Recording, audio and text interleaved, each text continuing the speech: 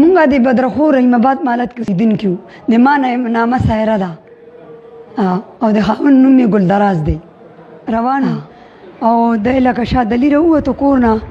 او دې زوی ته شیباس ته حکم وکړو چې دی اولی چې هغه ووایي او ډز وکړو د ما زوی اسیب ولګېدو بس پرېوتو ما سره خوا کې زوی. ها بیا لکه د ما دی سره هېڅ د تعلقات نشته. زه رالم ما خپل زوی راوچت کو رپورټ مې لیکلو ما دا بیان چې څنګه تا ته در کوم داسې بیان ما هلته وکړو هغه یې د ما مخالفو دغه ولیکلو لکه دا بیان یې پکې د ما ونه لیکلو. بیا الټایي هغه زوی شهباز خپل ځان وویشتو په خپله. بیا راللو هلته کې د ما په لیورونو باندې هم دا کیس دغه کو دعوه وکړه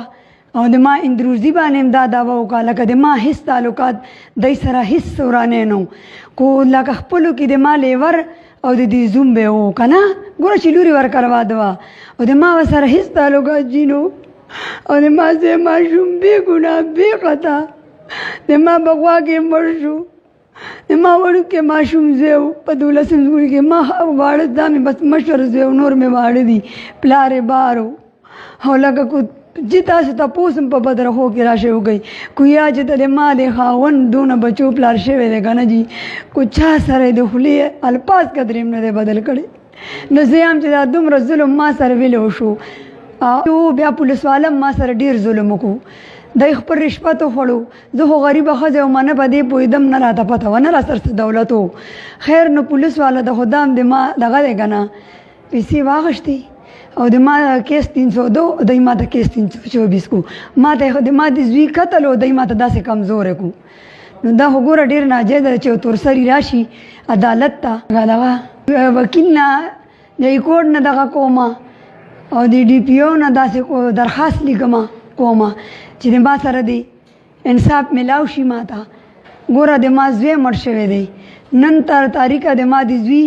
که دغه ګرځي قاتل ای د دومره څوک پولیس قدرې نه دي راغلي چې پولیسو رشوت خوړلی دی. نو اوسه پورې د ما د زوی قاتل ښه شته ګرځي ما ته هېڅ انصاف نه میلاویږي. دا زما خواست ججیانو ته ټولو ته چې خیر ما سره دې هم لږ انصاف وکړي د ما دې هم لږ مختلف شي چې د ما سره هم په غریبۍ کې لږ غونتې دغه وشي که نه. شادلي چې اوسه پورې ګرځي اړ پولیس ګرفتار کړی نه دی نه پولیس کور ته راغلی دي هر شی په خپل کور کې موجود دی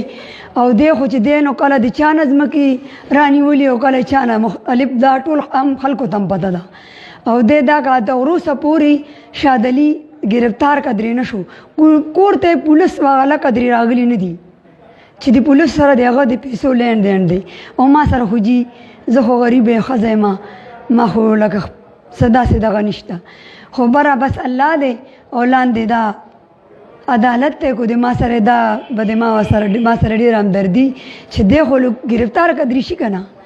دومره خو دته لږ احساس میلاو شي چې دونه غټ قتل مې کړی نن ما سره داسې ظلم شو د ما په مخ کې د ما بچی مړ شو سهار به بلې مور سره وشي.